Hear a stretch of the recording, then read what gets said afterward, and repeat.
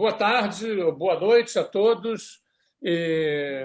Mais uma emissão dos Rebeldes hoje e nosso convidado é Patrício Arriagada, né? É um professor de história chileno, pesquisador, se interessa sobretudo pela história intelectual, a história das ideias, especificamente tem considerado nos seus estudos o existencialismo, né?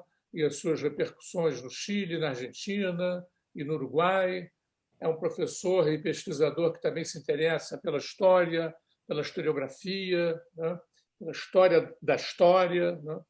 Então, nós, evidentemente, o convidamos pelo interesse que tem aparecido no Brasil, muito grande, né? Em função dessas recentes eleições da Assembleia Constituinte chilena e que é, por sua vez, resultante de todo um processo de movimentos sociais bastante importante, bastante impressionante, né? E tudo isso, portanto, nos levou a convidar um professor, um pesquisador chileno, para que ele nos traga em primeira mão as notícias e as interpretações que os próprios chilenos estão fazendo a respeito disso. Então, nesse sentido, Patrício, dando as nossas boas-vindas a você, queríamos que você apresentasse ao nosso público, né, uma introdução, uma breve introdução sobre todo esse processo que tem chamado a atenção mundial e, sobretudo, na América do Sul e no Brasil, para o Chile, né? Boa tarde, boa noite a você e, então, convido você a iniciar essa nossa conversa com uma pequena introdução a respeito desses temas atuais chilenos. Bueno, gracias Daniel, buenas tardes a todos los que están aquí, gracias por la invitación. Con gusto hablar un tema que está muy interesante porque además están apareciendo muchas ideas, muchas teorías, estamos viendo cosas que nadie había anticipado. De hecho, ese es uno de los temas que me gustaría abordar, justamente esto nadie lo tenía en mente, o sea, ni los mejores pronósticos de la gente más optimista, podríamos decir, de un sector más cercano a la izquierda, previó sobre todo algunos resultados vinculados a lo que se dio fuera de la clase política más tradicional. Así que está bien interesante, o sea, todos los cientistas políticos, sociólogos, etcétera, periodistas, las encuestas, todo eso estuvo muy, muy lejos de los resultados que finalmente pasaron. Y cosa que Chile en general, elecciones anteriores, sobre todo las más grandes, las presidenciales, solían ser muchas veces, estar muy reflejadas en las encuestas. O sea, generalmente cuando venían las encuestas meses antes, los resultados estaban muy cercanos a eso. Entonces, en el fondo también hay un tema en la dificultad que está haciendo de captar el voto de la elección final. O sea, muchas veces lo que se capta es la intención de un momento, se capta un hoy o un presente, pero está muy volátil. Entonces hay muchas cosas que están entrando en juego que la política tradicional, por decirlo de una manera chilena, no estaba acostumbrada a una sociedad que, al menos en términos políticos, ha sido muy tradicional. El tema de la clase política, los partidos, cómo se traducía eso en los votos, en las elecciones. Entonces algo que está muy, muy interesante. Los actores más tradicionales también, en el fondo, están siendo en cierta medida cuestionados. ¿Qué parte de esto tiene que ver con lo que pasó hace 2 años? Cuando empezó esto en octubre 19. ¿Qué parte tiene que ver con una crisis de la sociedad más profunda? Ahí es interesante como, por lo menos los que estamos más en el lado de historia, nos gusta ver un poco esa crisis quizás un poquito más desplegada en el tiempo hacia atrás y no solamente como una fotografía de los últimos 2 años. Es una pregunta abierta. Algunos en el fondo lo ven como algo más progresivo, otros le dan más importancia al acontecimiento de octubre del 19. Y cómo en el fondo eso cambió absolutamente todo. Entonces,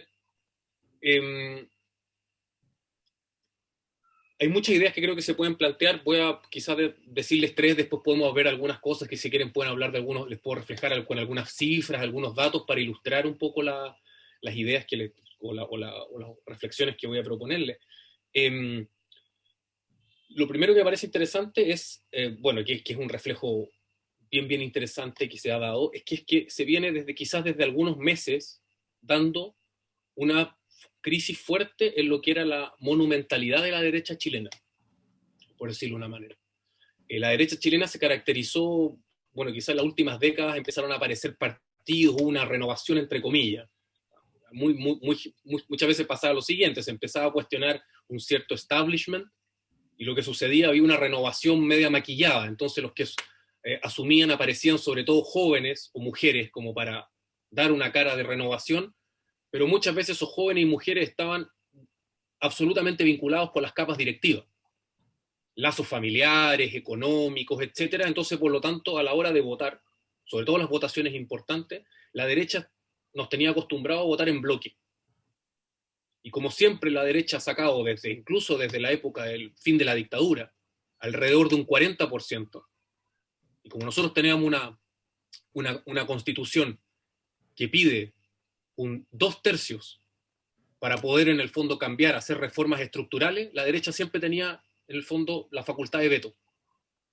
No sé si se entiende bien o lo más despacio o tan... Un poquito más despacio. Un poquito más despacio, ya. Y por lo tanto, a veces habían diferencias con algunos temas, por ejemplo, temas de género, parlamentarias o en el fondo sobre todo mujeres de derecha que en la opinión pública daban en el fondo una opinión contraria a lo que era la opinión de la derecha tradicional, pero a la hora de votar se terminaban siempre cuadrando con la derecha más dura, más tradicional. Entonces era muy difícil avanzar. Y de hecho eso es uno de los motivos de por qué, a mi parecer, los gobiernos de centro izquierda, desde Pinochet, desde el fin de la dictadura hasta Bachelet, se les cuestionó tanto el por qué no pudieron hacer grandes transformaciones. Cuesta explicarle a las generaciones más jóvenes, en el fondo, justamente esto es como, en el fondo, artilugio o estructuras de la política, porque en el fondo lo que ven ellos es generaciones que no hicieron cambios estructurales y que ahora supuestamente están a favor de esos cambios. Aparecen públicamente diciendo, claro, el tema de educación, salud, etcétera, acceso a mejores pensiones, que son los temas más importantes o más medulares. Pero cuando los jóvenes miraban hacia atrás decían, bueno, ustedes estuvieron 30 años y no se hicieron reformas estructurales. Incluso al contrario, en muchos de estos temas se avanzó hacia reformas neoliberales, privatización, etcétera. Entonces, lo que se defienden, por así decirlo, o lo que dice la centroizquierda es que muchas veces se trató de avanzar en esa dirección, pero este poder de veto de la derecha era muy duro y se cuadraba siempre de forma monolítica. Y eso es lo que me parece muy interesante porque desde el surgimiento de los movimientos sociales con fuerza en el espacio público, y ustedes, bueno, lo han visto, ha estado en todo el mundo, eso ha obligado a sectores de la derecha a desbancarse en la votación final. Y quizás el mejor ejemplo de eso fue lo que sucedió el año pasado, que no sé si llegó allá la noticia o lo vieron, que es cuando, producto de la crisis de la pandemia y la incapacidad del gobierno o la negación del gobierno o la reticencia a dar, a entregar dinero directamente a la población para poder solventar, porque se le está diciendo a la población que no salga de sus casas, que se queda adentro, pero es población que ha perdido su trabajo, más aún que se le han dado beneficios o facilidades a las empresas para suspender contratos, que fue una de las primeras medidas polémicas, o sea, se facilitaba la suspensión de los contratos para no tener que pagar indemnizaciones, pero a la misma vez se le pediría a los trabajadores que en el fondo se quedaran en su casa y no salieran para no seguir contagiando. Entonces la gente decía, bueno, ok, si usted quiere que la gente se quede en la casa, hay que dar un sueldo o en el fondo un monto mínimo que permita sobrevivir, porque si no la gente tiene que salir a trabajar clandestinamente, a conseguir en el fondo cómo sobrevivir. Y de ahí se instaló como solución, producto de sucesivas negativas del gobierno, se instaló como sucesión meterle mano a los fondos de pensión. No sé si eso lo vieron allá o les llegó de alguna manera, que fue súper, súper crítico. Yo creo que es el punto de inflexión en este tema. Porque las AFP, que se llaman acá, que es un fondo de capitalización individual, que durante la dictadura apareció como la panacea, y a la gran mayoría de las personas que tenían los sistemas de reparto u otros, se les obligó a pasar, porque se habló con las empresas, se les obligó a las empresas a instar a los trabajadores a que se pasaran a estos fondos de capitalización individual. Y mucha gente no quiso y se les presionó hasta que se cambiaron o incluso algunos lo echaron de sus trabajos. É a aposentadoria privada. Claro. ¿Por qué? Porque todas esas AFP finalmente, ¿qué es lo que hacen? Con toda esa plata de la capitalización individual, le prestan a los bancos, el fondo se invierte en el extranjero y finalmente la economía, y ese es uno de los grandes secretos de por qué Chile funciona bien, es porque se mueve con la plata de los trabajadores, que es una cantidad de plata, de dinero enorme. Patrícia,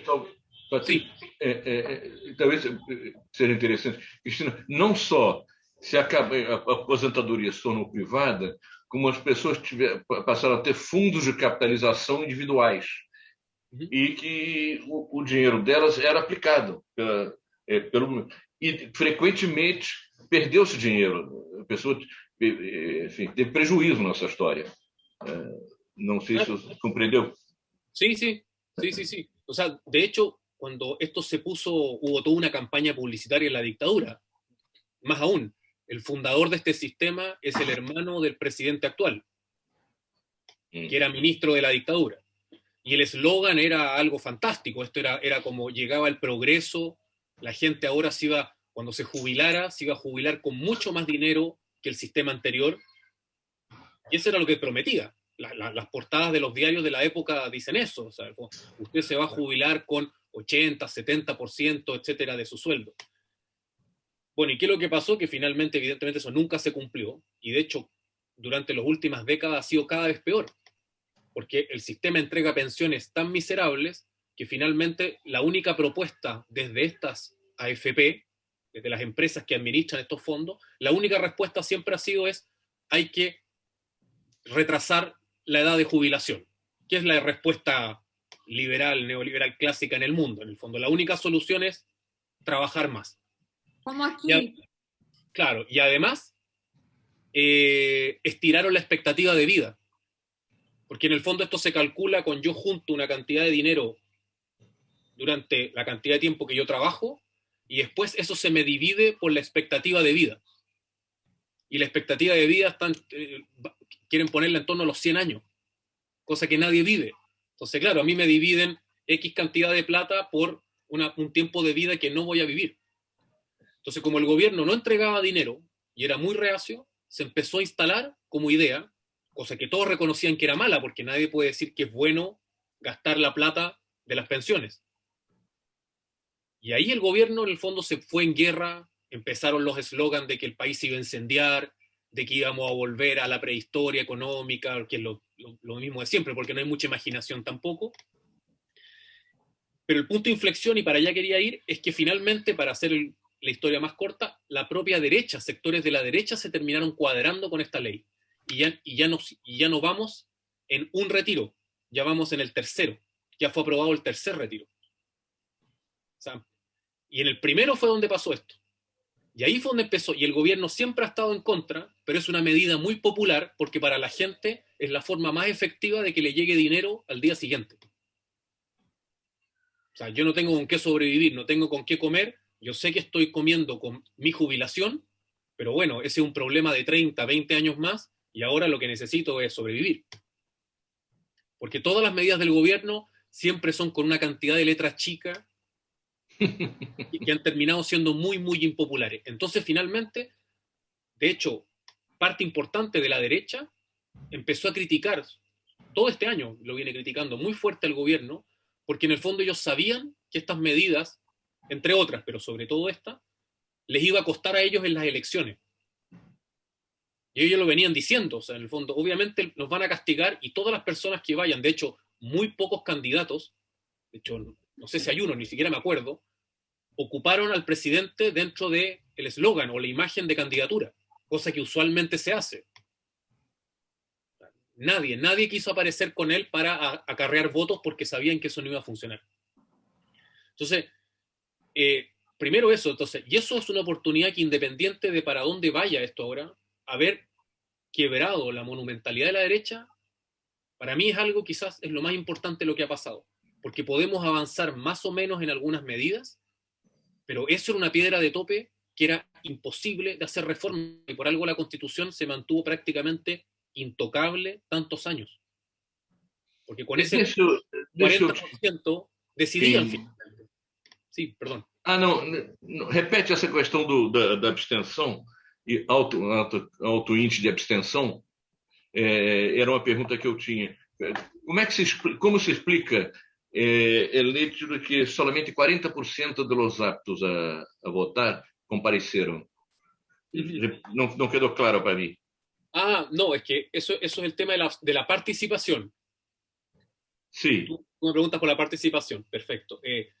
Bueno, la participación se esperaba más, pero se esperaba más porque en el plebiscito del año pasado, cuando la votación era apruebo, cambiar la Constitución, o rechazo y se mantiene la misma de 1980, ahí la cantidad de gente que votó fue enorme.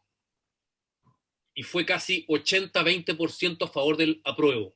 Fue una cachetada, pero tremenda al gobierno. E por que diminuiu tanto a quantidade de votantes agora? Eso es buena pregunta. Yo creo que hay muchas razones, pero me parece que una de las principales... A pandemia, talvez, ¿sabes? Por supuesto que sí. O sea, la gente infectada, la gente que tiene miedo no podía votar, pero yo creo que así todo votó cerca del 40%. Y lo interesante es que 40% es más o menos lo mismo que votó el 2017 para la elección presidencial. Que independiente de que unos puedan encontrarlo mucho o poco, pero nosotros ya, dentro de la opinión pública, se decía que eso era poco. O sea, para nosotros ese era un piso que era bajo. De hecho, se hablaba siempre de que el presidente que saliera iba a carecer un poco de legitimidad por haber salido con tan poca participación. O voto no Chile não é obrigatório. No. Porque no Brasil o voto é obrigatório. No. Acá se votó hace muchos años, hace varios años, y fue un autogol duro de la izquierda, creo yo. O sea, porque finalmente, acá en Chile, supongo que allá es lo mismo. Lo que podríamos llamar formación ciudadana o educación cívica o responsabilidad, llámalo como quiera en el fondo, o adscripción a lo político, es absolutamente más alto en los sectores más ricos que en el resto de la población. O sea, de hecho, esta votación que fue en 2 días, por efectos de la pandemia, el primer día, al final del primer día, en redes sociales circulaban muchas noticias como de alarma, porque mostraban el porcentaje de votación de las comunas más ricas versus el de las comunas más pobres. Y era el doble. Entonces decían, miren, o sea, al fondo, ellos no dejan de votar jamás por nada del mundo. Porque para ellos votar es una obligación, para nosotros un lujo. O sea, de hecho, Bachelet fue la primera que una vez puso transporte gratis para ir a votar. Porque antes había que incluso que pagar, entonces era efectivamente un lujo. O sea, gente que no tiene con quién dejar a sus hijos, que tiene que pagar para votar por algo que no entiende. Sí, perdón. Uma questão, você falou que alguns resultados da eleição surpreenderam inclusive a esquerda, e mesmo as pesquisas, né, as encuestas, não foram capazes de apontar alguns resultados. Eu te pergunto, você está falando do alto número de candidatos independentes que foram eleitos, e eu queria que você nos explicasse, se for possível, qual é o perfil, mais ou menos, desses independentes. Por exemplo, a minha pergunta vai no sentido seguinte: durante a Constituinte, esses independentes, eles poderão oscilar para a esquerda ou para a direita? Sí. O que se espera da atuação desses independentes? Ya, perfecto. Ya, una buena pregunta, creo. O sea, voy a tratar voy a desglosarla en dos partes.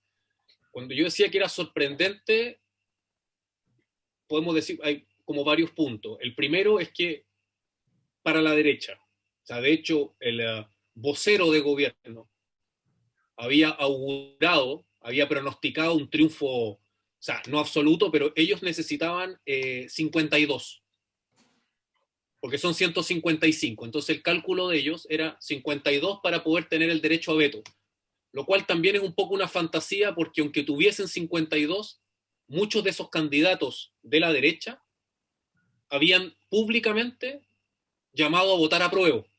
O sea, no eran candidatos de una derecha recalcitrante, por decirlo de una manera. O sea, en algunos tópicos, claro, ellos se iban a oponer a cambios drásticos, pero en otros temas más contingentes, más actuales, lo más probable es que incluso se aliaran con la centroizquierda, por decirlo de una manera. Vamos a, también era una fantasía que teniendo exactamente 52, ellos iban a poder conservar perfectamente el status quo. Eso, pero además sacaron solo 37.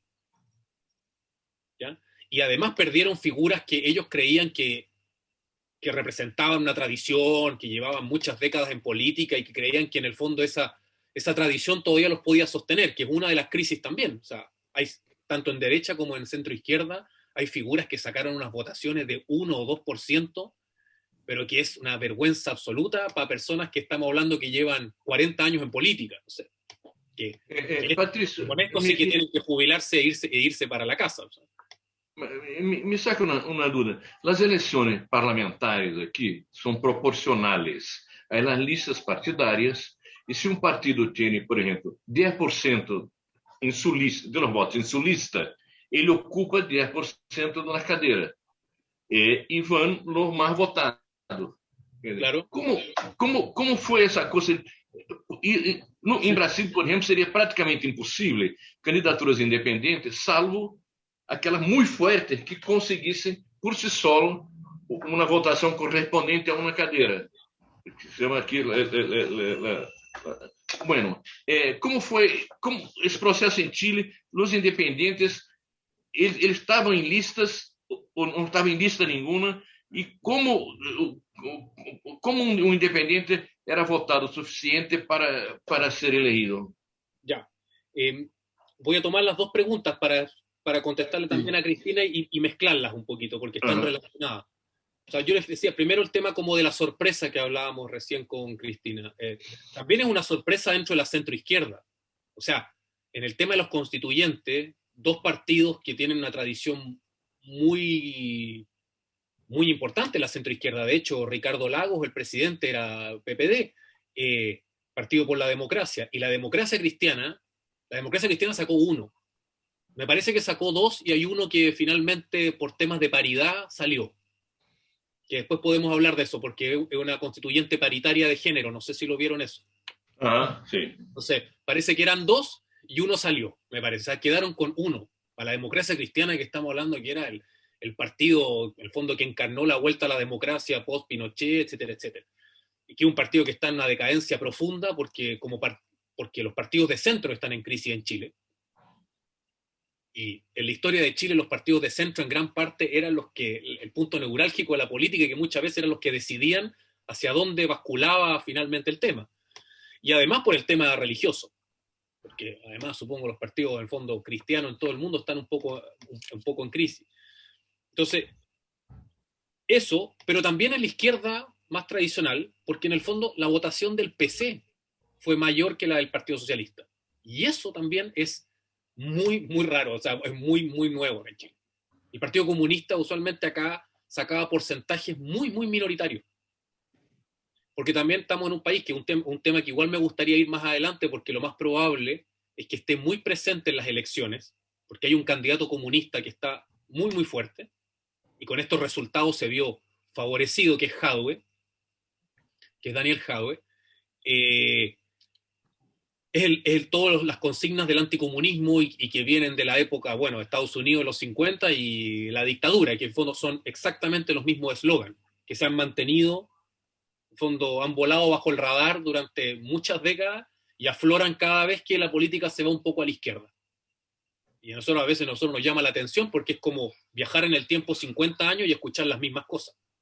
O sea, con Jadwe vienen los Gulag, etcétera, etcétera, etcétera. Entonces, eso es muy sorpresivo porque que el PC saque más votos que el Partido Comunista. O sea, el PS sacó más escaños, pero a nivel de votos, si vemos el tema de la alcaldía, el PC, no sé si lo vieron, el Partido Comunista sacó la alcaldía de Santiago, nunca en la historia había salido, y además es mujer. Sí, sí. Ajá. Entonces, o sea, la derecha acá está con un ataque porque la alcaldía de Santiago es la más emblemática, evidentemente. Claro.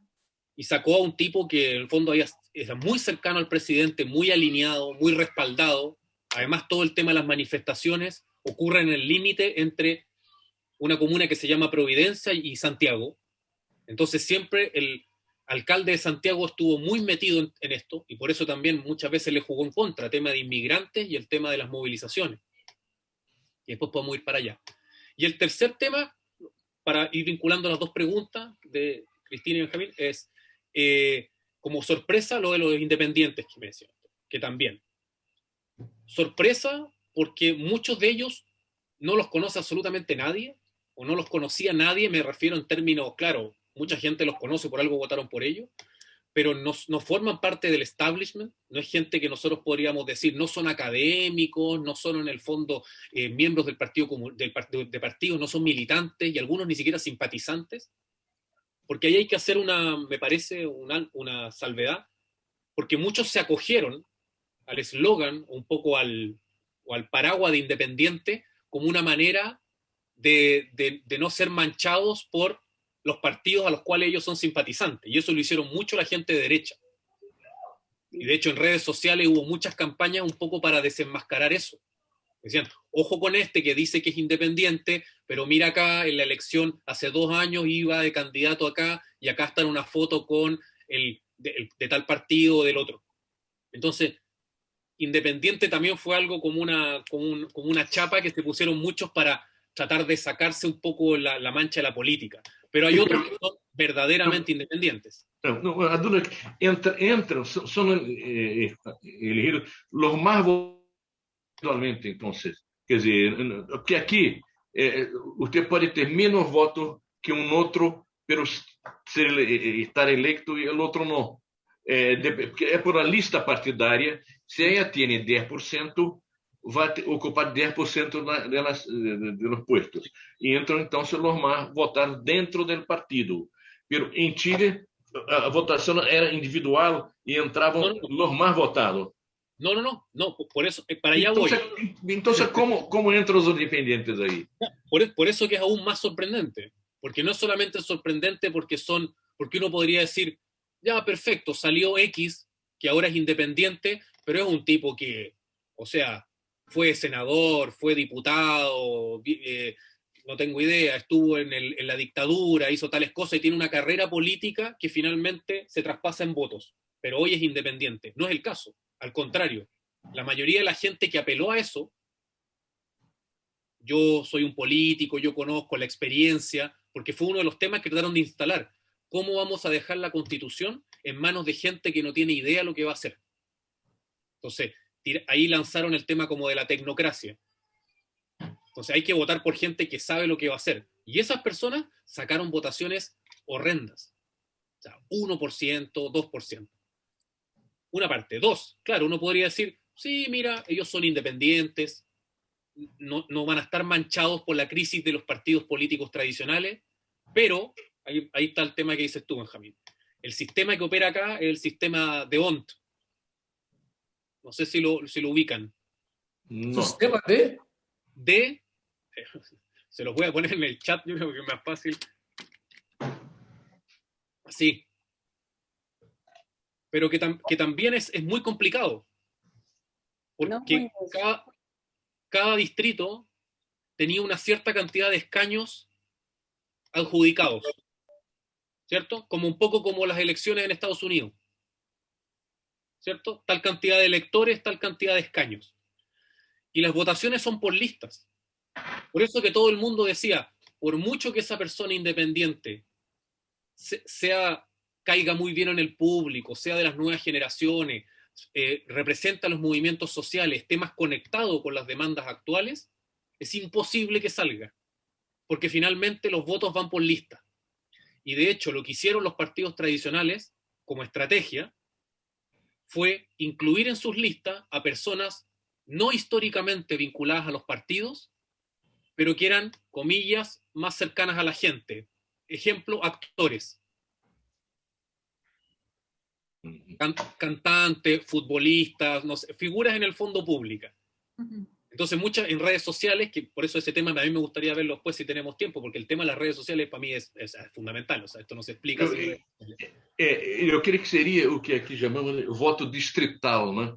Em quantidade menores de votantes em cada distrito, portanto, permite que um candidato independente tenha votos suficientes para se eleger.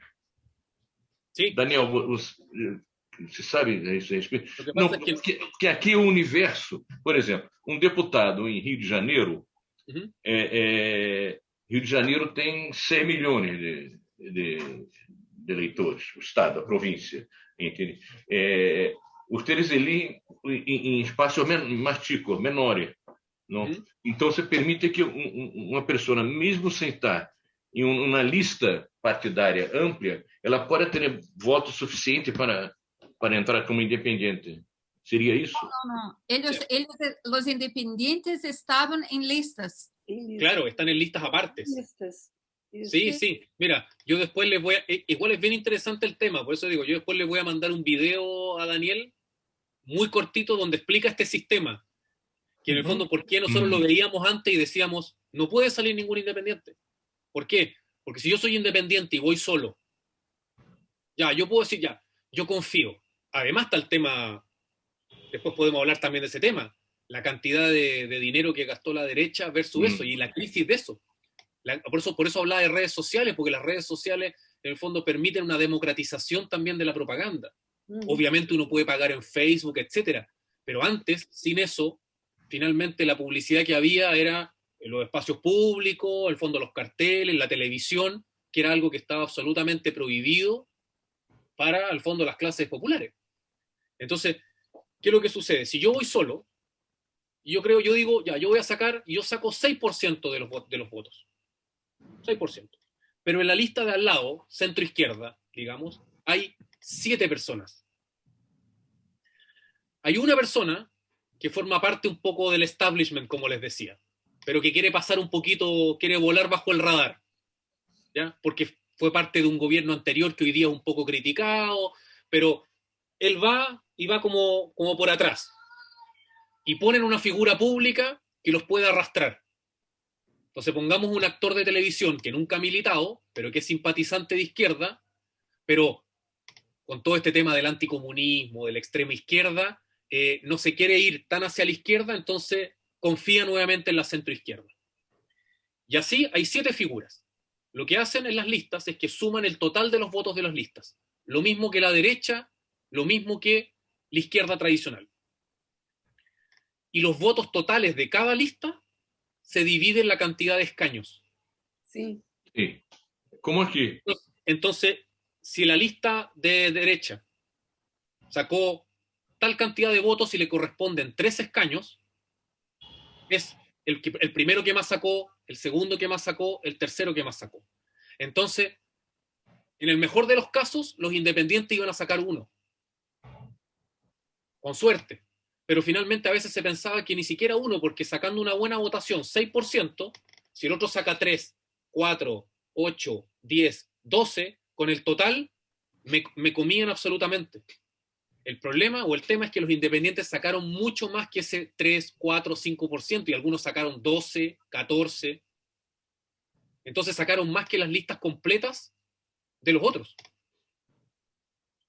Y Pero había listas de independientes. Independientes no disputaban solo, aisladamente. Había listas de independientes. Ou seja, os independentes não eram tão independentes assim, como hacían parte de listas. Ah, claro, pero a veces se juntaban, lo que pasa es que había muchos subpactos. Entonces, por ejemplo, imaginemos que nosotros nos conocimos en las manifestaciones y formamos parte de la lista del pueblo, ¿ya? Que después podemos hablar, que es el fenómeno más interesante, que en el fondo la, por acá, mira, tengo la lista del pueblo sacó 27 de 155. 27, la lista del pueblo se creó en las manifestaciones después del final del 2019. O sea, no La tiene lista del pueblo, la lista del pueblo reunía los independientes. No, lo que pasa es que independientes hay en todos los partidos, porque todos usaron esa figura. Pero en la lista del pueblo podríamos decir que es hay una cierta simpatía, evidentemente, con la izquierda, pero una izquierda no tradicional. Sí. ¿Ya? Y ellos sacaron 27 de 155. Si nosotros pensamos que la derecha sacó 37 de 155, pueden hacerse una figura de la crisis, cuando en el fondo la derecha gastó, en términos de publicidad, por acá lo tenía, creo que son casi 6.000 millones de pesos. ¿Y usted cree que este gran número de independientes se debe a las redes sociales? Yo creo, o sea, hay muchas cosas. Por una parte, hay mucha gente que sí. O sea, hay una que es como la emblemática, que es una que se llama, le voy a poner un ejemplo nomás, se llama la tía Pikachu. Que es, no sé si allá se conoce Pikachu. Pikachu, claro, Pokémon. Sí. Ya, exacto.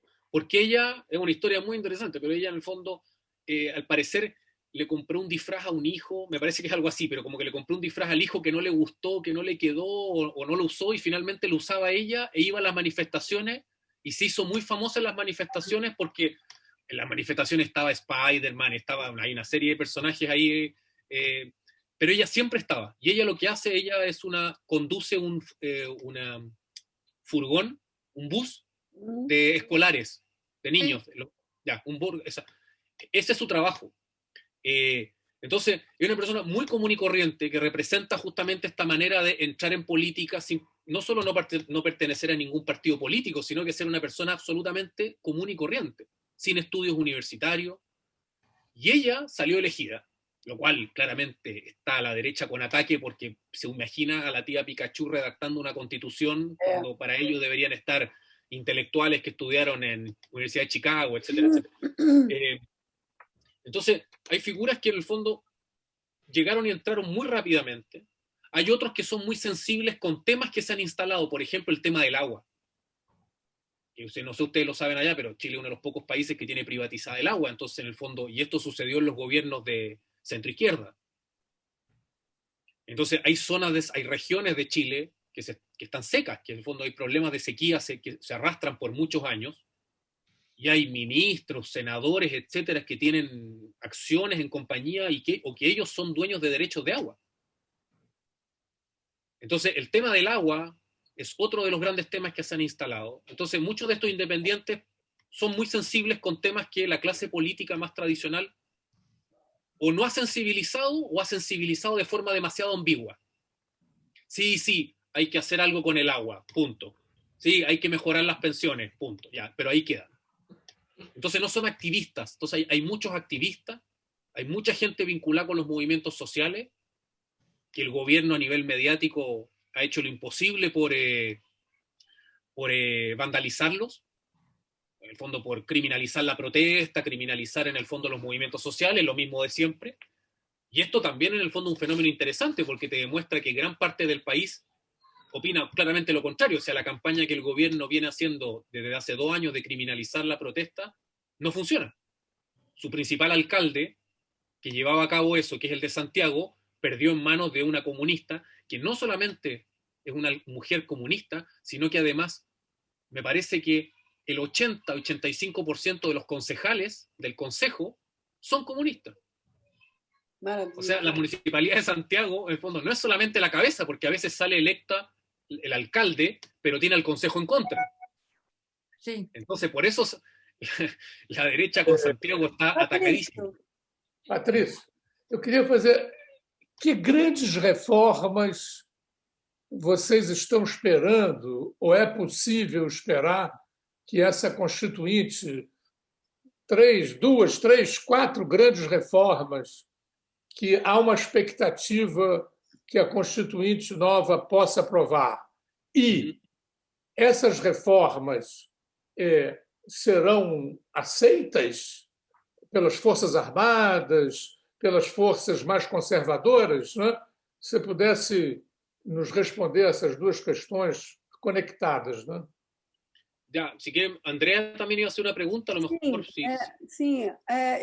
Eu acho que o processo do Chile trouxe muita novidade, mas eu acho que a participação das mulheres intensa, extremamente intensa, não sei se teve muita influência na eleição da prefeita de Santiago, né? Que tem família brasileira, que eu soube, ela tem uma família brasileira, mas eu queria que você falasse como é que está esse movimento de mulheres no Chile, porque ficou famoso no mundo inteiro, aquela performance que foi imitada no mundo inteiro, né? Então, a gente via muitas mulheres demais. Então, como é que é o perfil das mulheres que foram eleitas? A ver, lo primero, tratar de ser lo más sintético.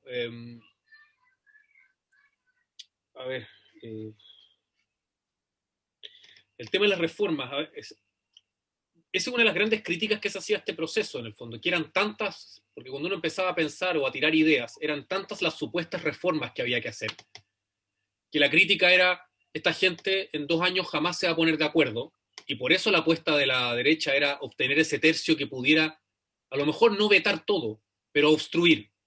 Y obstruyendo, finalmente esos cambios no se iban a dar nunca o se iban a letargar por décadas. Yo creo que hace muchos años que es urgente el tema de las pensiones, que en Chile es catastrófico, y además con esto que ha pasado, donde la gran mayoría de la gente ha tenido que costear la supervivencia de la pandemia con sus propios ahorros, ese es el tema más urgente de todos, me parece. Absolutamente. Porque además la derecha sigue estando, de hecho, como suele pasar, reformas que en la época de Bachelet fueron satanizadas, como socialistas, comunistas, venezolanas, rusas o lo que sea, cuando estalló este problema, la misma derecha lo que quería era implantar la reforma de Bachelet, porque es lo que suelen hacer. O sea, la satanizaron primero, pero después, como ahora lo que se estaba pidiendo era mucho más extremo, lo que proponía Bachelet les parecía como una medida de centro-derecha casi. Pero ahora ya no era el tiempo de eso, ahora se exigía uno mucho más allá. La derecha todavía se niega a un sistema de reparto. Ese es uno de los grandes problemas. Para la derecha, las pensiones solo van a mejorar si se trabaja más y o se ahorra más. No hay más discusión. O estirar la cantidad de años que uno vive. Esa es la forma. O sea, no salen de esos puntos. Y lo que plantea la izquierda son un sistema, en el fondo, social que integre no el reparto, pero por lo menos, en el fondo, que haya un apoyo solidario. O sea, en el fondo, que si yo capitalizo 2 puntos más de mi salario, uno sea para mi cuenta individual y otro vaya a un pozo colectivo para los que más necesitan. Y eso, todos los sectores vinculados con incluso la centro derecha son muy duros contra eso, porque está este tema de la propiedad privada. Ahí nosotros tenemos el cáncer liberal de la dictadura todavía absolutamente cuadrado. Es muy difícil ir contra eso. Incluso personas de centro derecha que tienen un perfil a veces, comillas, más social en otros temas, cuando se toca ese tema, son muy reacios o finalmente a la hora de votar se cuadran con eso. Entonces, yo creo que ese tema es urgente porque muchas de las personas que ocuparon sus ahorros van a jubilar a lo mejor en 1 año, en 2 años, en 3, en 5, y tienen 0 pesos, porque se gastaron todo lo que había. Entonces, eso absolutamente es lejos lo más importante. Y me parece que lo otro, por decirte las dos más urgentes que me parecen a mí, que creo que son los que donde se va a concentrar la discusión fuertísima, porque además están ligadas a AFP, fondo estas empresas que administran los fondos de pensión, y la salud. Porque la salud en Chile también es de un liberalismo espantoso, y además muchos en el fondo dueños de AFP son además en el fondo, están conectados con los directorios de las ISAPRES, que son en el fondo estas asociaciones que administran la salud privada, y además son dueños de las clínicas. Al final es todo un tema, o sea, acá la mano invisible no existe, pero por ninguna parte. Acá esto en el fondo es absolutamente muy imbricado, y por eso que el sistema se mueve de esa manera, y tocar cualquier pieza de eso, la derecha salta inmediatamente. Es muy difícil desarmarlo. Yo creo que esas son las dos reformas más importantes, porque el tema de salud en Chile y la pandemia lo ha dejado claro. O sea, los índices de gente, la mortandad en los sectores populares versus la mortandad en las comunas más ricas, que tienen acceso a salud privada, que van a clínicas, los números son, pero atómicamente distintos. De hecho, la percepción de la pandemia, por eso en los sectores de clase más alta, la percepción de la pandemia es más, ¿cómo decirlo?, desconfían más de lo que se dice sobre ella, sobre todo de su carácter letal o peligroso, porque ellos no lo ven así, porque conocen gente que se resfrió y no le pasó nada, pero en los sectores populares es completamente distinto. Supongo que en Brasil es similar. Lo mismo. Entonces es muy complejo. Por algo acá se hacen, en sectores altos se pasan haciendo fiestas, gente que hace matrimonios ilegales, ¿sabes? Como, es bien complicado. No sé si Daniel por ahí algo Pero ¿tú crees que las derechas van a aceptar estas reformas profundas? ¿Tú crees que no irán decir esta constituinte no es legítima, tiene 40% solamente de votos? ¿No hay alguna cosa en este sentido? Ya, pero cuando tú piensas que la derecha puede decir que no es legítima, tú estás pensando en el tema militar, ¿o no? Sí. Ah, ya. Claro, pensando que van a decir, no, tienen apenas 40% de votos, ¿cómo sí. van a aprobar una reformas tan importantes?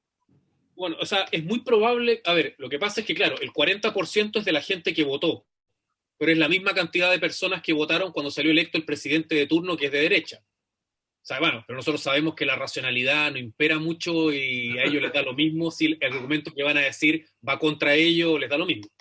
Y de hecho estoy de acuerdo contigo, muy probablemente lo van a decir. Pero dentro de los constituyentes, lo más probable es que se alcancen quórum muy altos, porque los independientes, la gran mayoría, son sensibles o tienen mayor sensibilidad con temas de izquierda. Eso es lo que te decía antes. O sea, hay independientes de derecha y la gente de derecha, cuando trató de maquillar un poco la catástrofe, decía, ojo, hay muchos independientes y ahí no sabemos para qué lado se van a tirar. La mayoría no son de derecha. Puede haber uno o dos que simpatice con algunas cosas valóricas o temas de esa índole, pero los temas más contingentes se van a alcanzar quórum muy altos, creo yo. Patricio, entonces, la legitimidad va a ir más por la participación que por los quórum que se van a votar. Patrício, em geral, as reformas constitucionais que se fazem com parlamentares que já estavam eleitos exigem um quórum qualificado, 2/3, enfim. Sim, 2/3, sim. Mas, em geral, também, quando se elege uma constituinte, vale a maioria simples. É a primeira vez que eu ouço falar e que elege-se uma constituinte, mas se exige também um quórum qualificado. Uhum. Essa questão dos 2/3 para aprovar qualquer coisa. Isso é uma coisa que limita. Daqui para frente, olhando para o futuro, há uma perspectiva e uma possibilidade que se modifique esse tipo de dispositivo para facilitar as mudanças, ou a tendência é que só uma nova constituinte, quando for convocada, que seja convocada dizendo que a votação é 50% mais um, resolve?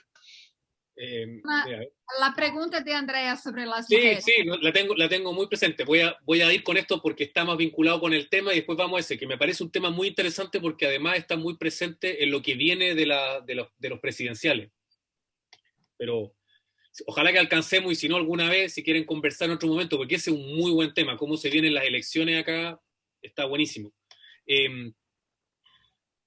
Voy rápido de eso. Lo que pasa es que, de hecho, se trató de pasar una reforma en el Congreso hace algunos meses, sectores de izquierda, que decían eso, decían, si nosotros vamos a hacer una constitución desde cero, si se aprobó la redacción de una constitución desde cero, ¿por qué tenemos que guardar los quórum calificados que fueron sentenciados en la constitución que justamente estamos diciendo que hay que cambiar?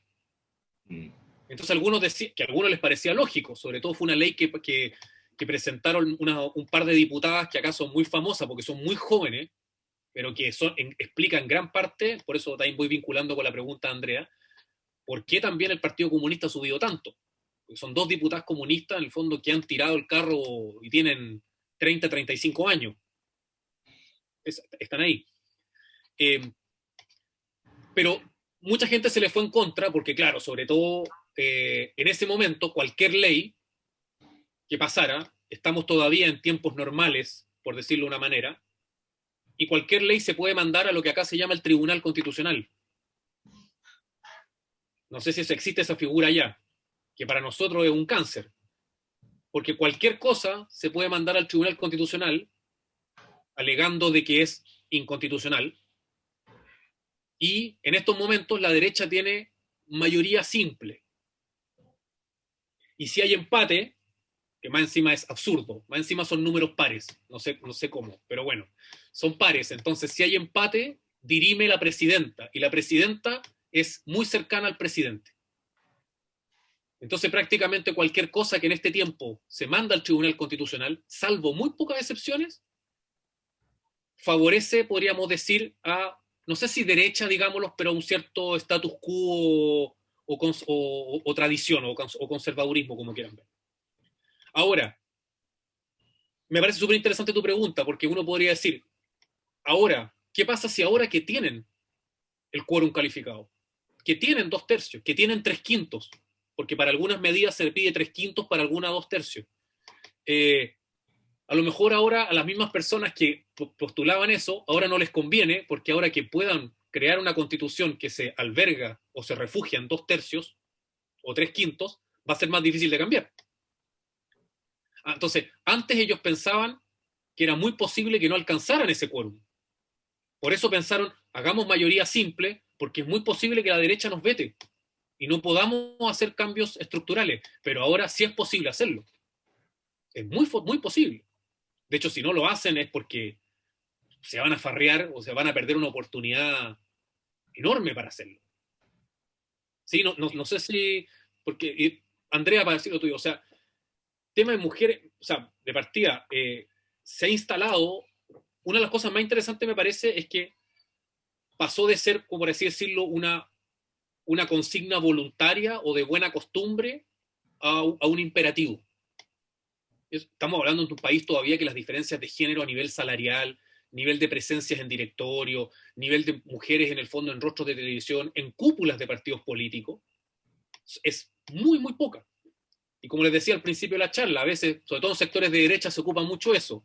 Aparecen mujeres que supuestamente son la renovación, pero a veces son peor que el que se fue, porque en el fondo es la hija de, etcétera, etcétera. Entonces trata de demostrar que está a la altura del padre y termina siendo más reaccionaria, es más papista que el papa. ¿Ya?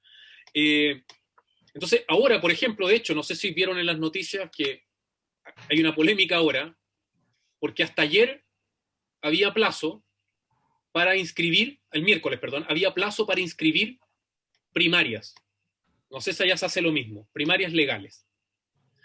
Y producto de la votación, de la buena votación que tuvo el Partido Comunista y el Frente Amplio, que son en el fondo es como una izquierda más renovada, más, sobre todo más jóvenes, que tuvo éxitos en lugares, sobre todo en constituyentes, pero también en alcaldías muy emblemáticas, que las tenía la derecha, y se los quitaron en el fondo el Frente Amplio. El Partido Comunista con el Frente Amplio obtuvieron una votación tan grande mejor que la de la centroizquierda tradicional, que nadie lo esperaba. Entonces ahora la centroizquierda se abrió a hacer pactos con el Partido Comunista, cosa que hasta antes de ayer nadie quería hacerlo. Porque eso es lo interesante acá en Chile, que es el anticomunismo no es algo que resida solo en la derecha. En el fondo es un sustrato que está muy anquilosado en la misma centroizquierda, incluso en el Partido Socialista.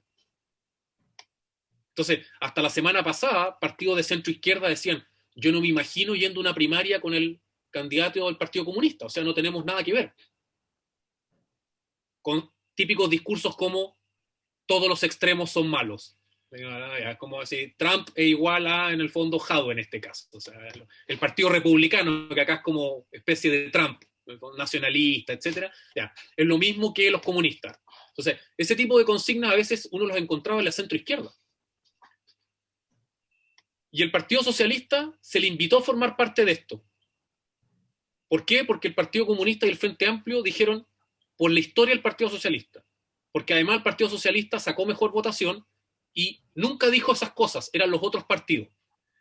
Pero lo que pasó es que la candidata, mujer, allá voy Andrea por si acaso para que veas que el tema está conectado, es mujer, la del Partido Socialista, que de hecho fue designada un poco a dedo, por eso es un poco polémica, por Bachelet, que no está en Chile. Pero Bachelet dijo así como, ella es mi heredera o ella debería continuar mi legado, que fue ministra de Bachelet. El problema es que los otros partidos políticos más chicos, incluyendo a veces partidos políticos como el Partido por la Democracia, que antes tuvieron buenas votaciones, bajaron sus candidatos y dijeron, nosotros apoyamos a la candidata del Partido Socialista. ¿Y qué es lo que pasó? Fue cuando pasó esto, el Partido Socialista no llegó solo, sino que llegó con todos estos otros partidos que hasta hace una semana decían, yo no voy ni a misa con los comunistas ni con, en el fondo, el Frente Amplio. Porque con el comunismo hay un problema histórico y con el Frente Amplio hay un problema generacional. Los ven como niños, los ven como jóvenes en el fondo que no tienen idea y que en el fondo son muy volátiles. Entonces cada uno tiene defectos que para la clase política más tradicional son muy complejos de manejar. Porque por último el comunismo es más manejable por su estructura. Uno sabe a lo que va con el Partido Comunista. Pero con estos tipos que tienen 30 años, 35, hoy día me da un pacto y mañana me dice que no. Eso es lo que piensan ellos. El tema es que el pacto se rompió. Entonces ahora la izquierda aparentemente también está en crisis, porque era la oportunidad para hacer un gran bloque que derrotara a la derecha. Depende cómo uno lo vea. Y uno de los temas que salió fue, la candidata del Partido Socialista dijeron, esta es una primaria de hombres. Me dejaron afuera por mujer. Entonces utilizó un poco el sesgo de género, lo cual ha sido criticado incluso por parlamentarias del Partido Comunista, por instrumentalizar el tema de género. Por eso me parece interesante, porque desde las tesis en adelante, el tema de género se ha vuelto un imperativo, que a veces también es instrumentalizado, pero es muy, muy interesante. De hecho, en la votación de constituyente, y aquí termino, y cualquier pregunta que tengan, por favor, me la hacen, siempre se pensó que iba a haber una especie de discriminación positiva con este tema de la paridad, que finalmente iban a entrar mujeres arrastradas a la fuerza por ser mujeres. Y lo interesante es que fue al revés. Entraron más hombres por la paridad que mujeres. No sé si se entiende. Entraron 11 hombres, o sea, había mujeres electas, pero para hacerlo paritario tuvieron que salir, quedaron fuera y entró un hombre que tenía menos votación. Y siempre se pensó que iba a ser al revés. Es como ya, bueno, dejemos entrar a las mujeres, este es un mundo donde hay que hacerle espacio. Entonces había un cierto discurso de discriminación positiva, pero fue al revés, entraron 11 hombres y 5 mujeres. O sea, el doble de hombres que mujeres entraron de esa manera.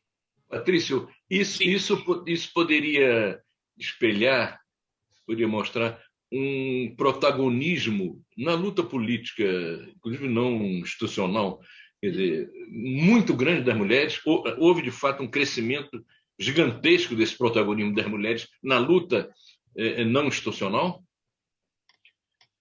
Institucional, laboral. Não. Assim, mas antes das eleições, porque, de certa maneira, isso espelha, isso demonstra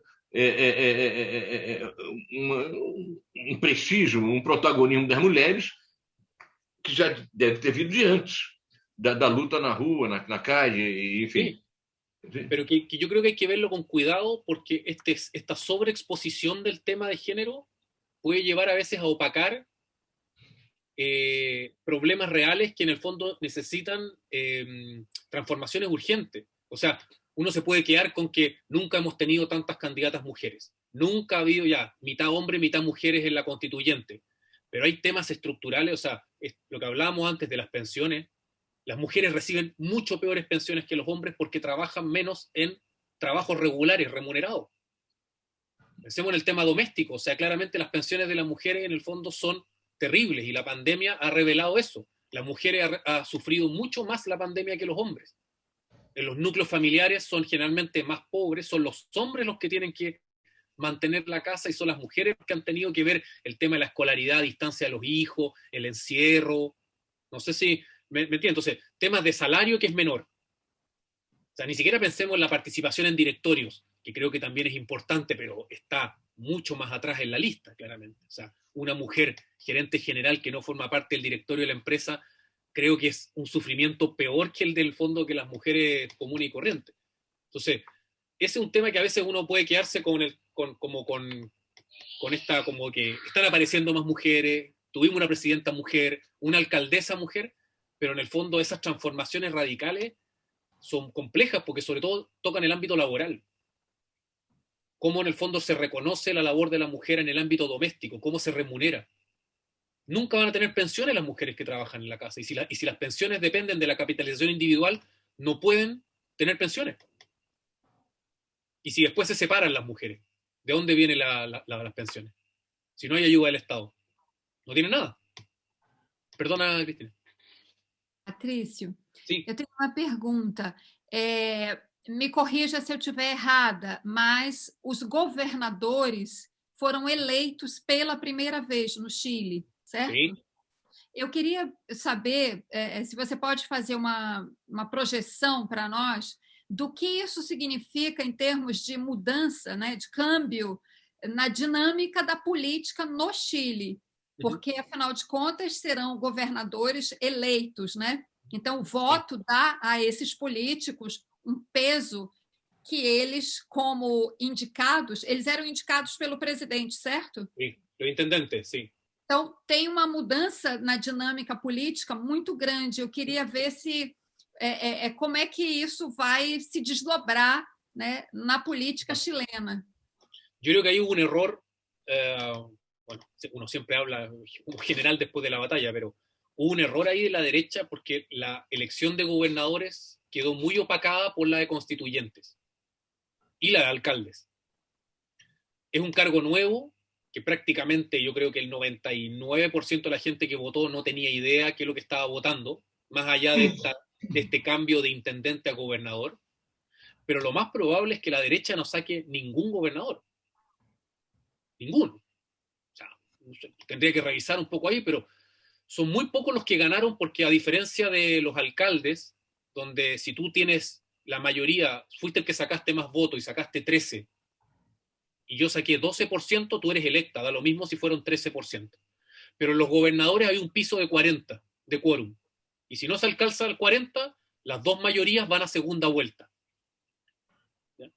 ¿Qué es lo que pasó? La izquierda iba muy fragmentada, que era una crítica. Por eso también se pensaba que iba a ser peor, porque se iban a dividir los votos. En cambio, de nuevo, la derecha, con todas sus diferencias y con todas sus peleas en la opinión pública, a la hora de armar en el fondo las votaciones, se cuadran y crean una monumentalidad, de nuevo. Pero los resultados fueron catastróficos. De hecho, en la comuna de Santiago, la candidata de la derecha salió tercera. Y creo que hasta cuarta, en lo último cómputo. Entonces, ¿qué es lo que espera? Chile, la derecha lo que esperaba era salir en primera vuelta, porque si no sale en primera vuelta, la izquierda se iba a sumar en la segunda y ahí ganaban. Entonces, en la mayoría de las regiones va a haber segunda vuelta, pero muchas de ellas incluso son candidatos que ni siquiera son de derecha los que van a segunda vuelta. Y donde hay candidatos de derecha, lo más probable es que la derecha unida, o sea, la izquierda unida o más o menos unida, les pase la aplanadora. Bueno, Entonces, Patricio. Eso va a tener, lo último, perdona, Benjamín, yo creo que si tengo que pensar, además del tema, para no entrar en detalles, pero algo que a lo mejor nos compete y que puede ser interesante tomando en cuenta los últimos años.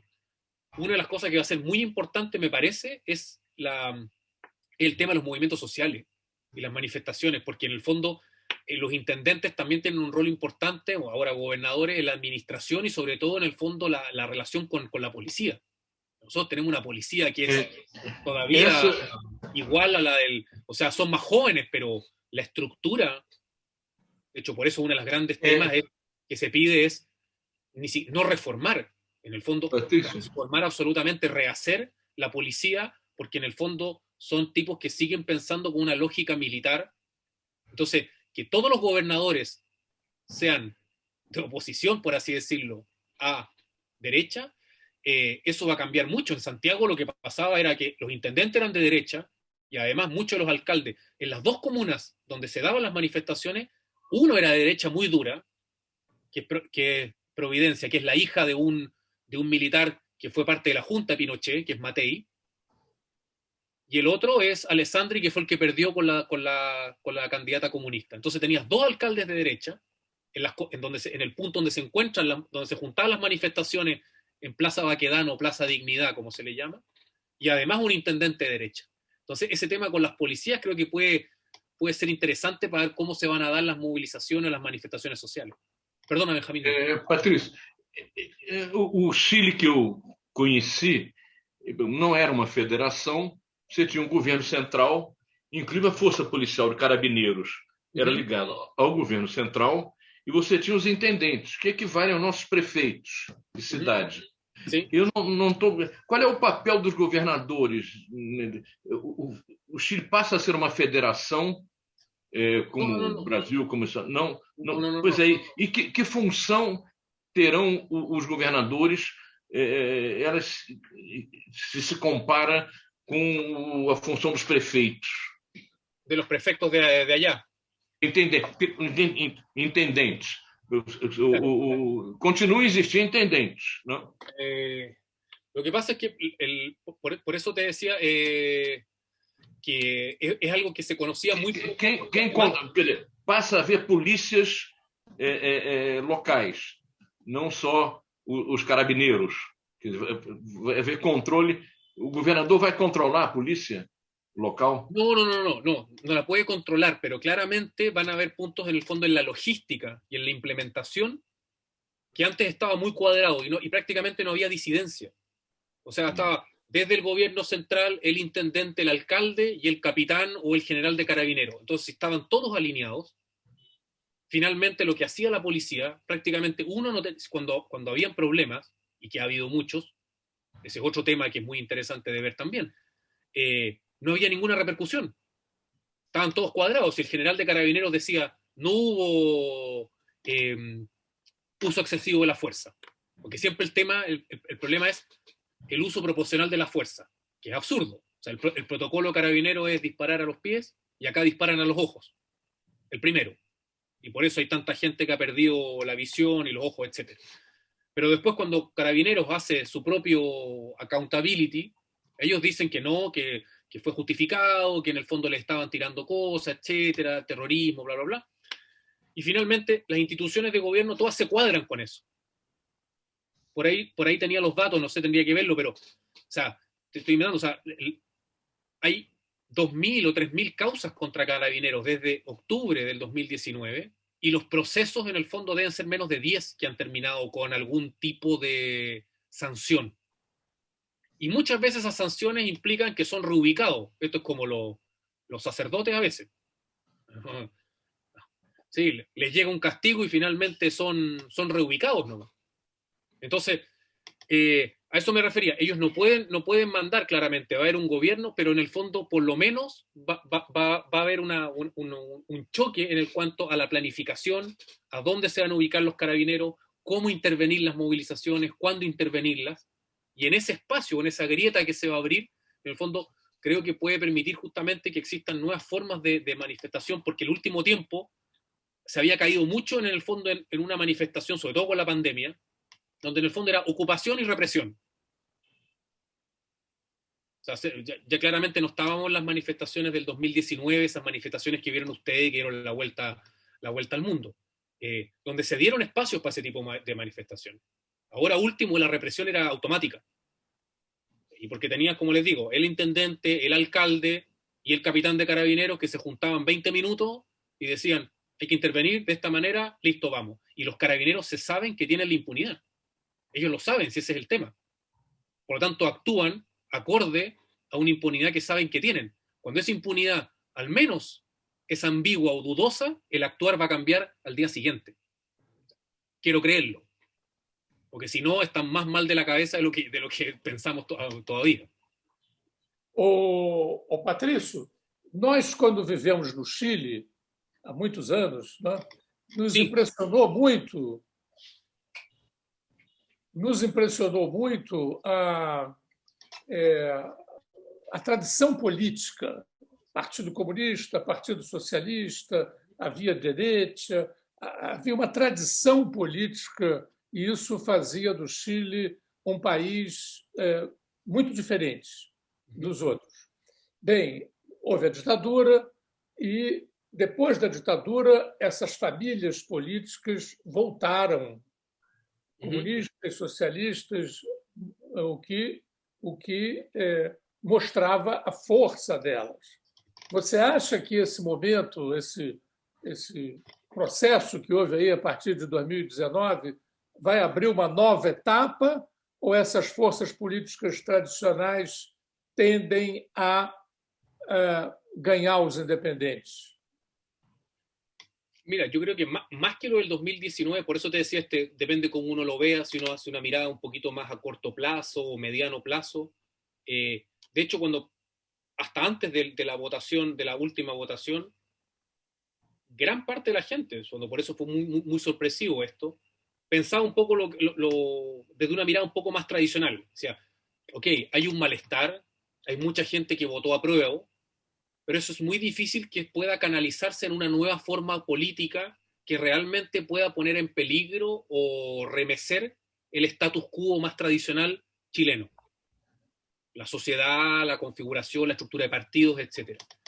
Y hasta la votación todavía se pensaba eso, se decía en el fondo, perfecto, esto va a quedar como un malestar, pero, y con el sistema que les puse en el chat de las listas que hablábamos antes con Benjamín y Cristina, más escéptico éramos. Los independientes no tienen posibilidad de quedar. De hecho, a los independientes hasta último momento se les cambió, afortunadamente, la manera para poder legitimar su candidatura, porque se les pedían, no me acuerdo cuánta cantidad de firmas ante notario en pandemia. O sea, ¿quién iba a poder conseguir en el fondo que gente fuera a firmar algo en una notaría?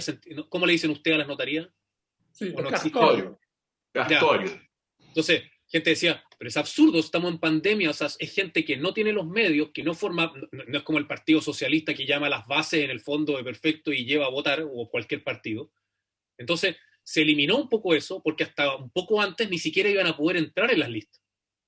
Porque al principio era obligatorio ser parte de una lista. Mucha gente dijo, pero ¿cómo? ¿Soy independiente y me tengo que meter igual al Partido Socialista? Entonces, mucha gente iba ahí, así, soy independiente, pero en la lista del Partido Socialista. Pero los independientes que fueron por fuera lograron quebrar eso. Y ahora, de hecho, la lista del pueblo, que es un fenómeno bien interesante, la tía Pikachu y otros más, están realmente, como decimos nosotros, creyéndose el cuento. O sea, están pensando en levantar un candidato propio para las presidenciales. No quieren hacer primarias ni con el Partido Comunista ni con ninguna otra fuerza de izquierda tradicional. O sea, pueden simpatizar en un montón de cosas, pero hasta el momento lo que dicen es, nosotros no nos vamos a meter en esa cuestión. Es un tema completamente aparte. Porque claro, ellos no tienen la estructura, las bases de una primaria tradicional. En una primaria se los van a comer. Pero es distinto en una presidencial donde vota mucha gente y es más disperso, y ahí ellos quieren ir, y con una buena votación en la presidencial, ese porcentaje le puede permitir en el fondo obtener cosas importantes con el candidato con el cual hagan el pacto para segunda vuelta. Esa es la estrategia. Entonces, la lista del pueblo, o sea, hay gente que gastó, como te digo, o sea, $150 en la campaña. Son cosas ridículas. O sea, gente que decía, a mí me donaban $15, $20, pedía dinero en la calle. O Son cosas completamente insólitas para como lo que nosotros estamos acostumbrados de cómo funciona la política. Entonces, una muy grata sorpresa. Ahora, es verdad lo que dices tú. Si caemos en lo típico, vamos a pensar, bueno, esto se va a diluir, no van a lograr conformar una fuerza política y van a terminar metiéndose en los partidos. El tema es que además de eso, se suma la crisis absoluta de todos los partidos. Todos. El Partido Comunista, yo creo que se salva un poquito menos, pero un poquito. Y en gran parte porque gran parte de su historia ha estado fuera. Pero si no, en el fondo entra en el mismo saco. Isso que o Daniel disse, nós comentávamos nos anos 70 que o Brasil não tem uma tradição partidária forte, e não tinha também. E quando nós chegamos no Chile, uma pessoa comum ele dizia, não, eu voto no Partido Comunista, eu voto no socialista, eu sou democrata cristão. Quer dizer, as pessoas tinham uma identificação, fora de eleições, inclusive, elas tinham identificação com um determinado partido, que é uma demonstração de alto grau de politização na sociedade. Entende? Quer dizer, e isso nos chamou muito a atenção, porque era muito diferente do quadro que a gente conhecia aqui no Brasil. Eso hoy día está prácticamente en extinción, porque yo creo que cada partido, o sea, hay una cosa general que les atañe a todos, que es justamente es que lo que acá se llama la cocina política generalmente, o sea, se ve como para mucha gente que si bien no es lo mismo izquierda o derecha, en los temas más estructurales, finalmente ni uno ni otro ha hecho nada por esos temas, salud, vivienda, pensiones, etc. Entonces, si bien la izquierda dice, bueno, la derecha nos bloqueaba y teníamos toda la intención, pero no pudimos hacerlo, en los gobiernos de Lagos se privatizaron las carreteras, se vendieron los derechos de agua en el gobierno de Frei,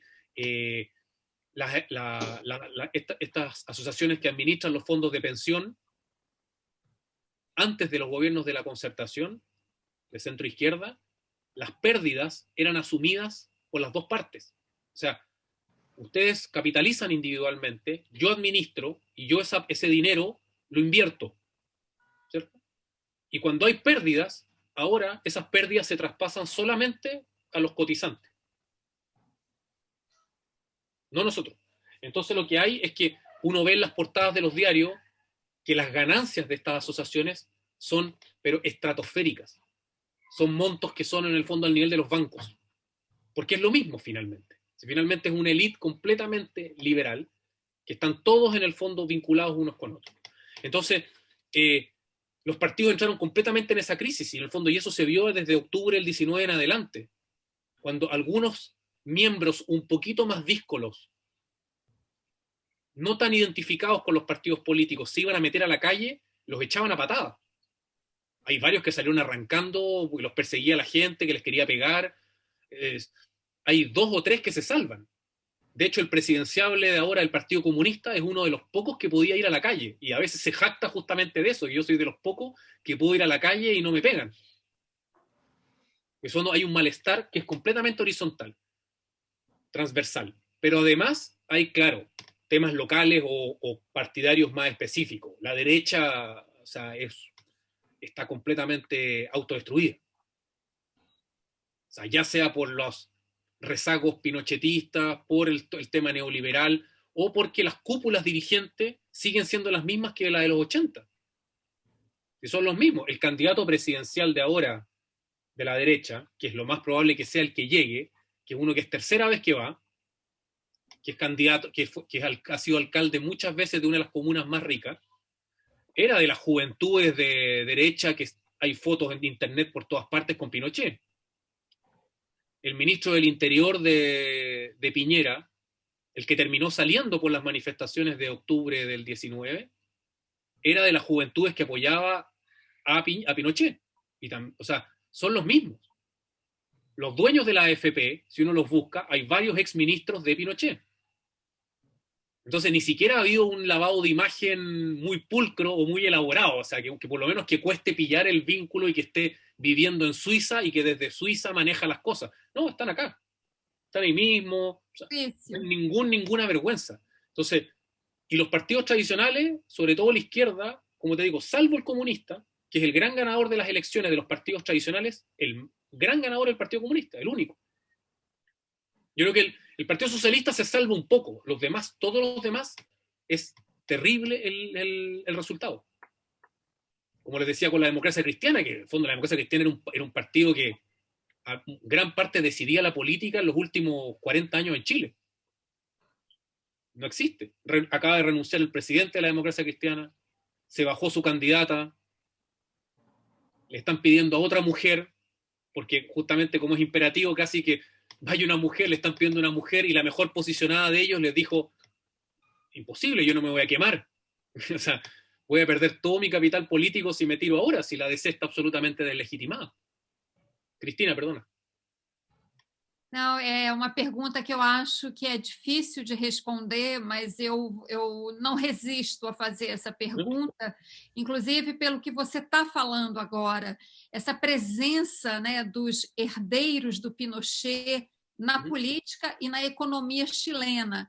A minha pergunta é, a Constituinte será capaz de acabar com esse legado do Pinochet? Pelo menos em parte? Lo que pasa es que el legado político se camufla muchas veces económicamente y viceversa. Entonces, por ejemplo, lo que pasaba acá con este tema del retiro de los fondos de pensiones que les decía yo. Cuando el gobierno dijo no y los titulares eran se acabó el progreso, mañana se incendia Chile, nos vamos a convertir en Venezuela, bueno, lo mismo de siempre. Y el tema era justamente que tocar el sistema. O sea, tus intenciones son ir contra Pinochet. Y yo decir, sí, perfecto, entiendo eso, pero si tú tocas el sistema, todo lo bueno del sistema también se cae. Ese es el discurso que se ha armado y que se sostiene en gran parte en el progreso económico. Entonces, tú crees que estás tocando solamente un legado o un tema político, pero no te das cuenta en qué medida esto es un efecto dominó que va a acabar con todo. Ese es el discurso que siempre se ha instalado. De hecho, después de esta elección, al día siguiente subió el dólar 20 pesos y de nuevo. Estaban vendiendo que acá ardía Troya, de que todos los capitales extranjeros se iban a ir, de que ningún inversor extranjero iba a querer invertir en Chile porque ahora Chile era volátil. Habían unas noticias fake news horribles de que las mineras estaban pensando invertir en Argentina. O sea, un nivel de estupidez. O sea, bueno, nada contra Argentina, pero en el fondo una minera finalmente no tiene colores políticos y invierte donde tiene mayor rentabilidad. Y aunque esté pasando esto acá, Chile es el país más seguro y lo va a seguir haciendo y tiene una clase política que afina a ello. Entonces, yo creo que se va a poder ir en contra de muchas cosas, ojalá en contra del Tribunal Constitucional, porque finalmente es como una supracámara. En la Cámara de Diputados, la Cámara de Senadores, y cuando cualquier persona, cualquier miembro de ella o el presidente estima que algo es inconstitucional, lo manda a ese Consejo de Ancianos o esa Jerusía. Y depende, la mayoría que hay ahí sale para un lado o para otro. Entonces, hay temas que sí se van a lograr, pero yo creo que va a haber mucha como ley del, o sea, un poco como apelar un poco al terror, hablando justamente de que se acaba de las repercusiones económicas. Ese es el acento de la derecha hace mucho rato, porque la derecha, incluso la más pinochetista, siempre reniega el pinochetismo. O sea, el candidato este que te digo yo de derecha, cuando Pinochet estuvo preso en Londres, fue de los que fue a la embajada de Inglaterra a tirar piedra, a tirar huevos, o sea, tipo que hace muy poco, el alejamiento de Pinochet también fue un acomodamiento político, por eso que mucha gente duda de que realmente sea así. Es como el presidente que tenemos ahora, siempre ha dicho que votó que no. Claro, porque durante mucho tiempo le convino decir que había votado que no, porque eso lo distanciaba de Pinochet. Yo no creo que haya votado que no. Com uma população adulta já bastante vacinada, os partidos progressistas, essas frentes, a Frente do Pueblo e Frente Ampla, Partido Comunista, ou seja, o setor progressista está mobilizando as pessoas para manifestações sobre os temas da Constituinte? Ah, ya, a ver si te entiendo. Tú dices que, o sea, si te entendí bien, que se me cortó un poquitito por problema de conexión. Sí, ahora que la gran parte de la población la próxima semana empiezan a vacunar a las personas que tienen 30 años, porque fuimos desde más arriba y vamos en 30 años. Ahí empieza la próxima semana. Y tu pregunta es, dado que hay mucha gente vacunada, si ahora eso se va a aprovechar por los sectores más progresistas para... La movilización. Claro, el problema que tenemos ahora al menos es que todavía hay una alta tasa de positividad. Porque en el fondo las vacunas, si bien, porque la gran mayoría de la gente está vacunada con Coronavac, Sinovac, con la que es China, pero igual cualquier otra, finalmente uno igual puede transmitir. Sí. Entonces finalmente la vacuna lo que hace en gran parte es bajar los riesgos, Sí. los peligros, el riesgo de muerte, etcétera. Entonces igual hay una llamada, todavía estamos en cuarentena, la gran mayoría de las comunas están en fase 2, se llama acá, o sea, uno puede salir, pero los fines de semana no puede salir, hay toque de queda, todavía estamos con toque de queda, hace una semana lo retrasaron hasta las 10 de la noche, pero llevábamos 10 meses con un toque de queda hasta las 9 de la noche. El toque de queda ya lleva más de un año acá. Entonces, es difícil hacer eso porque todavía, como te digo, las tasas de positividad son muy altas. De hecho, justamente ahora los números de esta semana son malos de nuevo. Quizás producto de las elecciones, etcétera. Entonces, todavía no se puede, en el fondo, ningún tipo de manifestación. Los aforos están muy reducidos.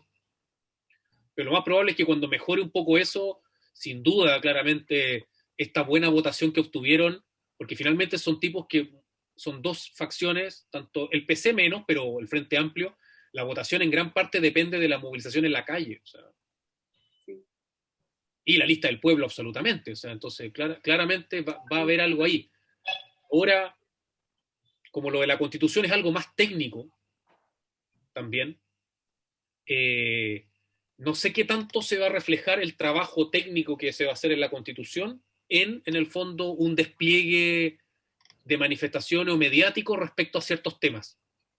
Ese va a ser también un fenómeno interesante, cuando en el fondo se sepa qué se está trabajando, en qué se está pensando y cómo la ciudadanía, o si es que la ciudadanía va a hacer cierta presión para en el fondo tener alguna injerencia en cómo se va a terminar legislando sobre ese tema.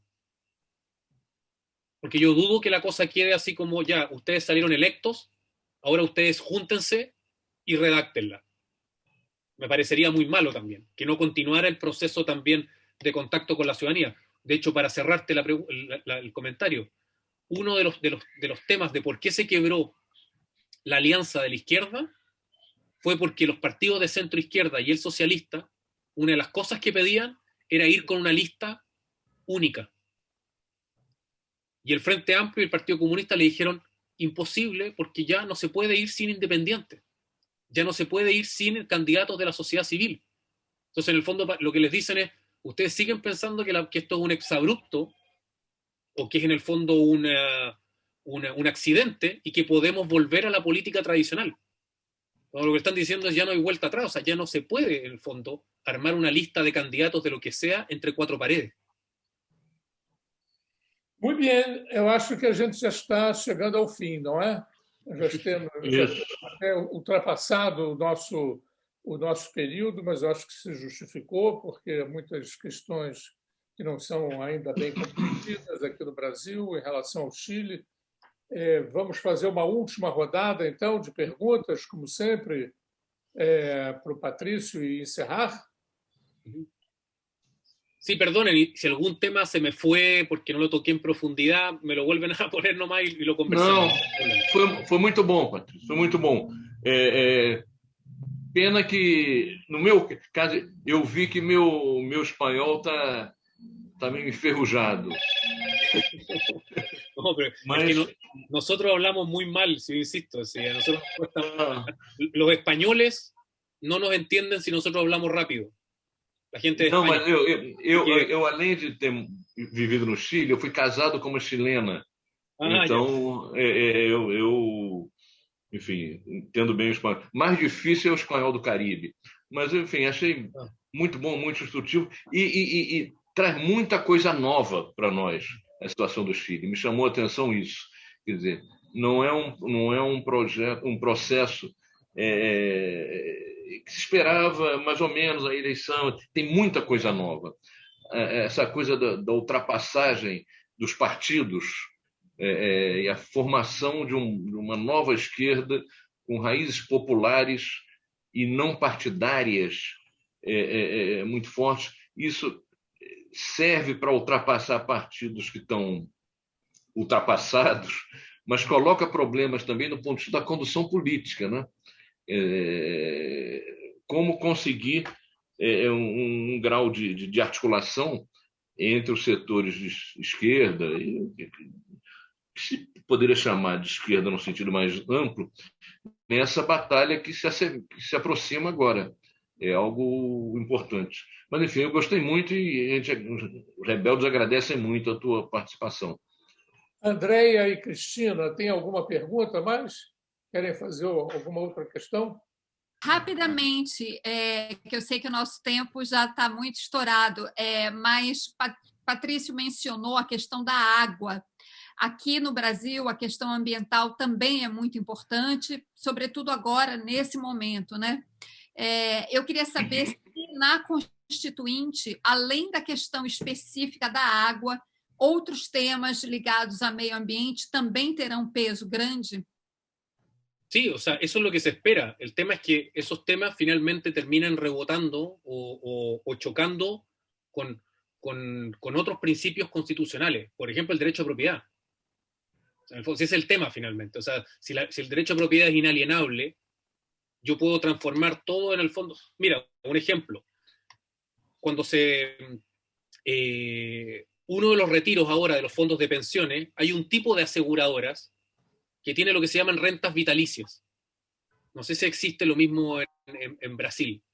En el fondo, son tipos que también invierten, pero que en el fondo esa plata, ellos son dueños de ellas, de esa plata, se las pasan para administrarlas, pero ellos no solamente administran, y hay una delgada línea de propiedad. Y cuando en el fondo se pasó esta ley de que se permitía, de que se les obligaba a las aseguradoras darle 10% de los fondos de pensión a los asegurados para que en el fondo pudieran sobrevivir a la pandemia, un sector de estas aseguradoras dijeron que eso era expropiación. Y amenazaron con ir a cortes internacionales. Y muchos abogados de acá empezaron a decir y dijeron, es probable que ganen, porque ese es el tema. Entonces finalmente pasa lo mismo, podemos estar todos de acuerdo con el agua, pero vamos a chocar con el derecho a propiedad. Acá los ríos son propiedad de personas. Sí, ese es el problema. Entonces se modifican los cauces de los ríos. Entonces tú tienes regiones donde en el fondo tienes, pero páramos, en el fondo espacios enormes que en el fondo están absolutamente secos y al lado tienen, nosotros comemos mucha palta, aguacate. Sí. Ya. Sí. Aguacate, ya. Que acá se exporta, etcétera, acá es ridículo, o sea, se exporta por decirte, $3 el kilo y a nosotros vale $10 el kilo, internamente.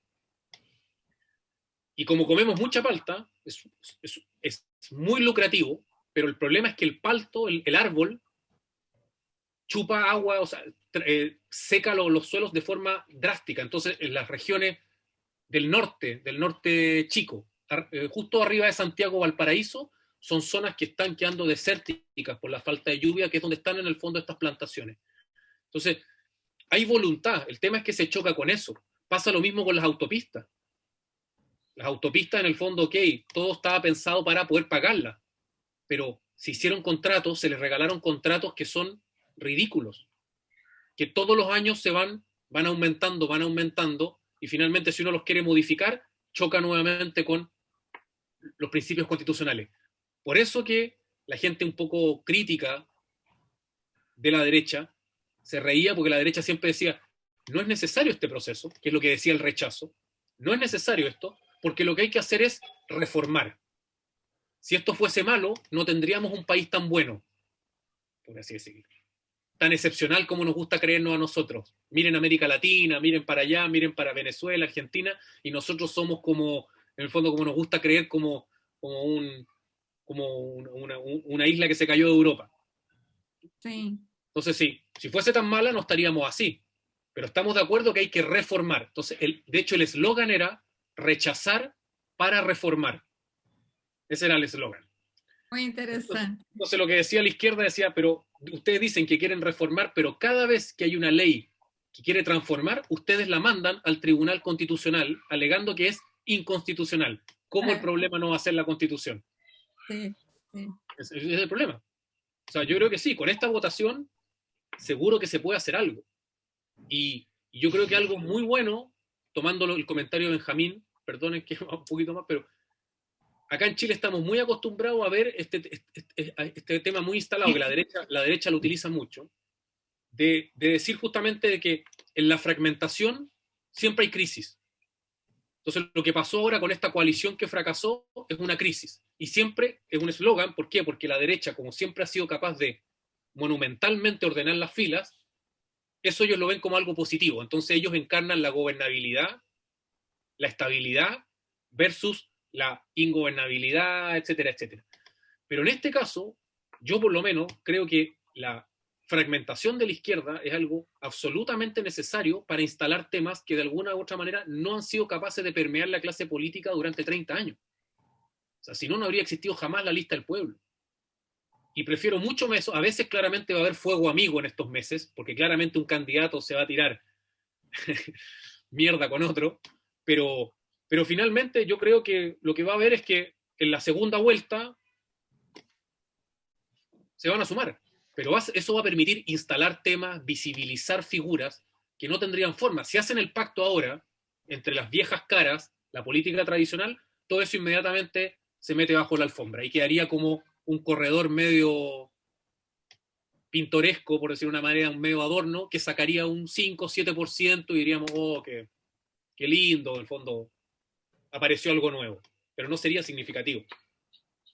Ok, então vamos dar por encerrada a nossa sessão de hoje e a nossa entrevista de hoje com o Patrício Arriagada. E, Patrício, muitas graças pela tua disposição de colaborar conosco, de contribuir conosco, e mantemos a nossa conversa. É provável que nos próximos meses voltaremos a conversar, porque sentimos que há coisas novas aí em Nuestra América, né? O Chile, o Equador, a Colômbia, né? Em outros. No Peru temos um candidato também à presidência que representa movimentos sociais alternativos. Eu penso que estamos entrando, talvez, numa etapa aí nova de Nuestra América e vamos manter o contato para conversar sobre todos esses aspectos. Muito obrigado. Gracias a ti, Daniel. Encerramos. Muchas gracias.